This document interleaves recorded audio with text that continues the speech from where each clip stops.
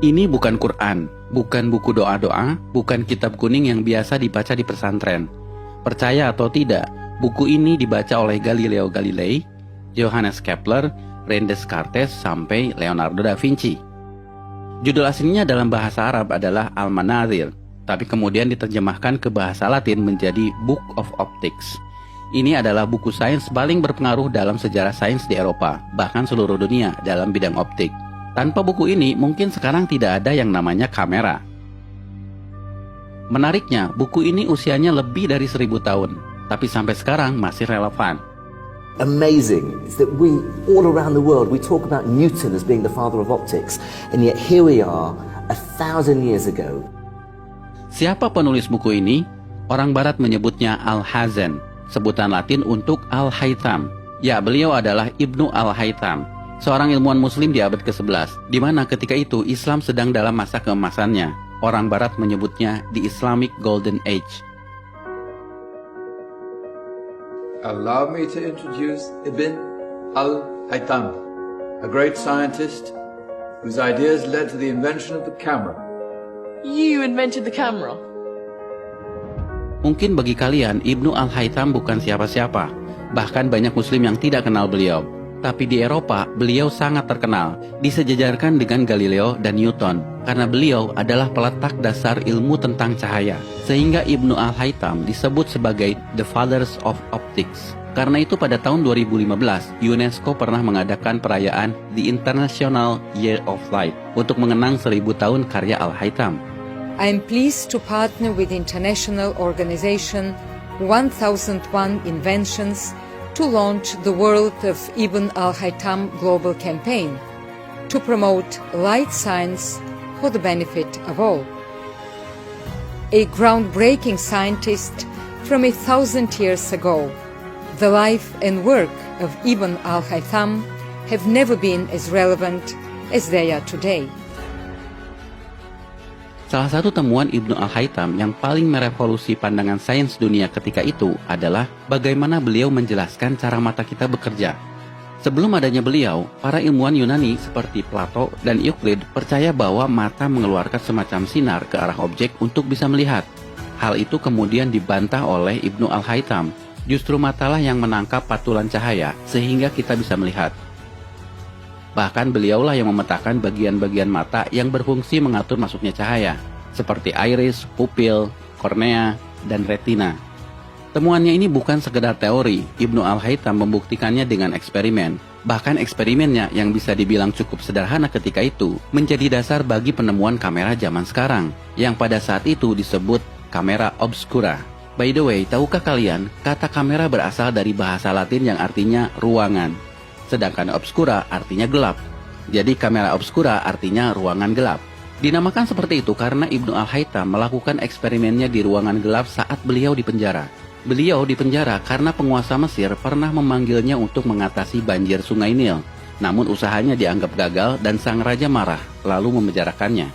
Tapi saat di penjara inilah justru jadi momen bersejarah bagi Ibnu Al-Haytham dan bagi perkembangan dunia sains modern. Salah satunya adalah penemuan kamera obscura. We have a beautiful view of a nice church just outside the window here. Now, if I close this blinds,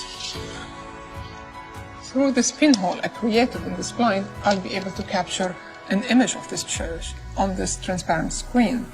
However, it's an inverted image, as Ibn al-Haytham explained and demonstrated. If I let this eye look through this pinhole, I'm gonna be able to see the image of the church again, invert it back on the retina. Kalau menurut kalian temuan Ibnu Al-Haytham ini biasa saja, perhatikan bahwa Ibnu Al-Haytham bukan sekedar menjelaskan cara kerja mata, tapi sifat dari cahaya itu sendiri. Beliaulah yang pertama membuktikan bahwa cahaya berjalan dalam lintasan lurus, sehingga beliau bisa menjelaskan pantulan cermin, pembiasan cahaya, dan fenomena-fenomena lainnya. Dan ini menjadi landasan penemuan semua teknologi yang melibatkan cahaya, seperti kabel optik, laser, komunikasi satelit, sampai akselerator partikel.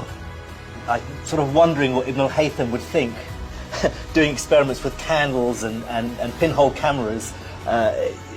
Well, he wouldn't even be able to imagine a world 1,000 years later. I think it's come a long way, but ultimately we're using exactly the same principles that he was thinking about back then. Itulah kenapa buku Al-Haytham ini menjadi sangat penting bagi perkembangan sains modern. Apa yang kalian pelajari di sekolah dalam bab optik seperti cermin, pembiasan cahaya, lensa, cara kerja kamera, teleskop, mikroskop, semuanya berasal dari buku yang usianya 1000 tahun ini. Namun sayang, Ibnu Al-Haytham tidak pernah disebutkan di buku-buku sekolah. For me, what's so amazing is that we, all around the world, we talk about Newton as being the father of optics, and yet here we are, 1,000 years ago, 700 years before Newton, and here's a ray diagram. There's a convex lens, and there's a focal point, and there's all the ray lines and parallel lines and the angles of refraction. Here it is, 1,000 years ago. Dan kalian perlu tahu, buku yang beliau tulis tentang sains bukan hanya ini, tapi Ibnu Al-Haytham menulis lebih dari 200 buku. Dan bukan hanya tentang optik, tapi juga matematika, astronomi, dan engineering. Sayang, sebagian besar bukunya hilang. Ini adalah daftar buku-buku beliau yang terselamatkan. Sekali lagi, nama Ibnu Al-Haytham mungkin bagi kalian tidak populer, tidak sepopuler Newton atau Einstein. Tapi asal kalian tahu, nama Ibnu Al-Haytham atau Al-Hazan begitu pentingnya sampai nama beliau dijadikan nama salah satu kawah di bulan. Dan beliau juga diabadikan dalam mata uang Irak, 10.000 dinar. Dan ini adalah film yang diputar di perayaan di International Year of Light, kerjasama UNESCO dan 1001 Invention. Sebuah film yang mencoba menggugah kesadaran kita bahwa ada peran peradaban Islam dalam sains modern. I found a way of projecting an image onto another surface through a small hole in a dark room, later called camera obscura. Abbas ibn Farnas. He dared to dream about flying 1,000 years before the Wright brothers. Nah guys, dalam momen Ramadan ini, mari kita merenung. Jika kalian seorang muslim, tidak melulu harus pandai dalam urusan agama. Ibnu Al-Haytham adalah contoh bahwa seorang muslim juga bisa berperan dalam kemajuan peradaban dunia dalam ilmu pengetahuan. Karyanya melampaui batas agama, batas negara, bahkan batas waktu. His book changed everything, and he's regarded by many as being the father of modern optics. In fact, I'd go further than that and say he was the greatest physicist in the 2,000-year span between Archimedes and Isaac Newton.